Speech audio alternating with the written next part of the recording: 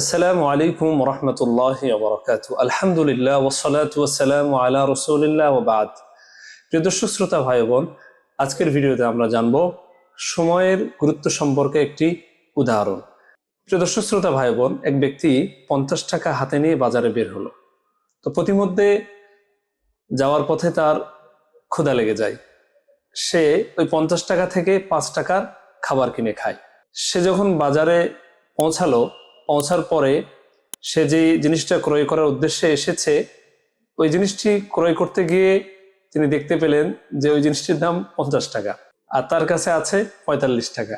তখন সে আফসোস করে বলল, আরে আমি যদি একটু ক্ষুধা সহ্য করতাম তাহলে আমার কাছে 50 টাকা ছিল, আমি 50 টাকাতে ওই জিনিসটা ক্রয় করতে পারতাম। তো সে আর ওই জিনিসটা ক্রয় করতে পারলো না। তখন সে আফসোস করতে লাগলো। শেখ সাদি রহমতুল্লাহ আলাইহি বলেন, এই দুনিয়াটা হলো আখিরাতের বাজার, আর এই বাজারের মুদ্রা হলো সময়। আখিরাতের বাজারের মুদ্রা হলো সময়।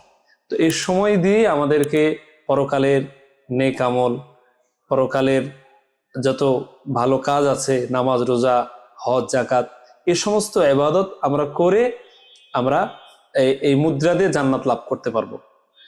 এগুলো যদি আমরা না করি, এই সময়ের মুদ্রা দিয়ে যদি আমরা নেক আমল না করলে আমরা জান্নাতও পাবো না। তো দুনিয়াতে যেভাবে 5 টাকা কম হইলে আমরা দুনিয়ার জিনিস পাই না, সেম আখিরাতেও এমনই হবে।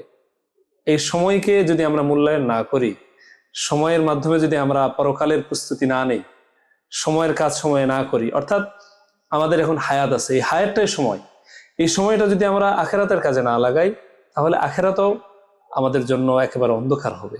সেই দিন আমরা যে জান্নাত চাইবো, এই জান্নাতটা আমরা পাবো না। কারণ জান্নাত কিনার যে মুদ্রা দিয়ে আমরা নেক আমল করতে পারতাম, সেটা তো আমরা করি নাই। এ কারণে সেদিন আমাদের জন্য বিপদ হয়ে যাবে। ইংরেজিতে একটা প্রবাদ বাক্য আছে, time and tide wait for none. সময় এবং ঘড়ির কাঁটা এবং নদীর স্রোত কারোর জন্য অপেক্ষা করে না।